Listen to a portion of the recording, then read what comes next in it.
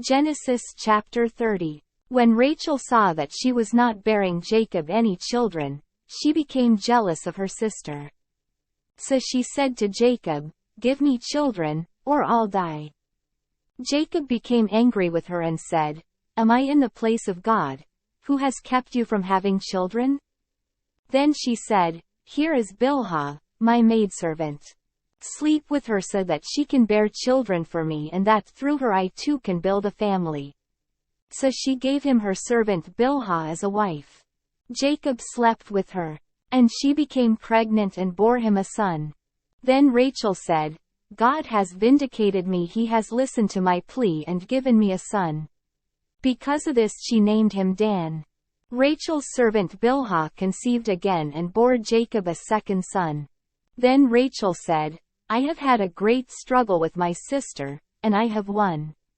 So she named him Naphtali.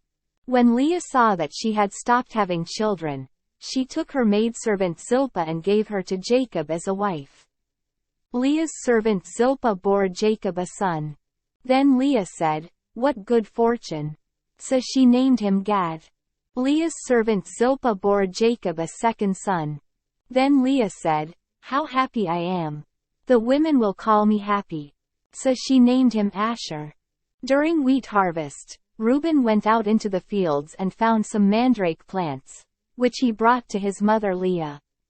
Rachel said to Leah, "Please give me some of your son's mandrakes." But she said to her, "Wasn't it enough that you took away my husband? Will you take my son's mandrakes too?" "Very well." Rachel said, "He can sleep with you tonight in return for your son's mandrakes." So when Jacob came in from the fields that evening, Leah went out to meet him. "You must sleep with me," she said. "I have hired you with my son's mandrakes." So he slept with her that night. God listened to Leah, and she became pregnant and bore Jacob a fifth son. Then Leah said, "God has rewarded me for giving my maidservant to my husband." So she named him Issachar. Leah conceived again and bore Jacob a sixth son.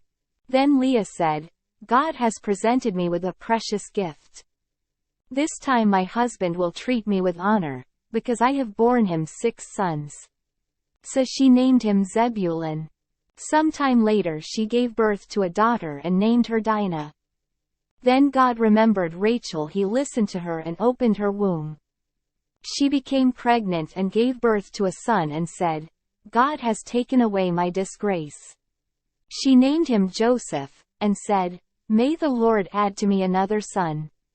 After Rachel gave birth to Joseph, Jacob said to Laban, "Send me on my way so I can go back to my own homeland. Give me my wives and children, for whom I have served you, and I will be on my way. You know how much work I've done for you."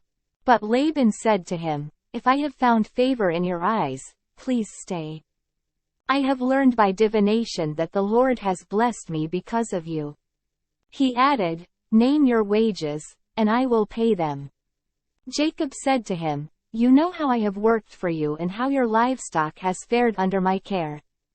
The little you had before I came has increased greatly, and the Lord has blessed you wherever I have been. But now, when may I do something for my own household?"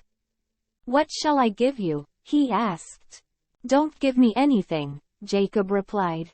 "But if you will do this one thing for me, I will go on tending your flocks and watching over them. Let me go through all your flocks today and remove from them every speckled or spotted sheep, every dark-colored lamb and every spotted or speckled goat. They will be my wages. And my honesty will testify for me in the future, whenever you check on the wages you have paid me. Any goat in my possession that is not speckled or spotted, or any lamb that is not dark-colored, will be considered stolen." "Agreed," said Laban. "Let it be as you have said."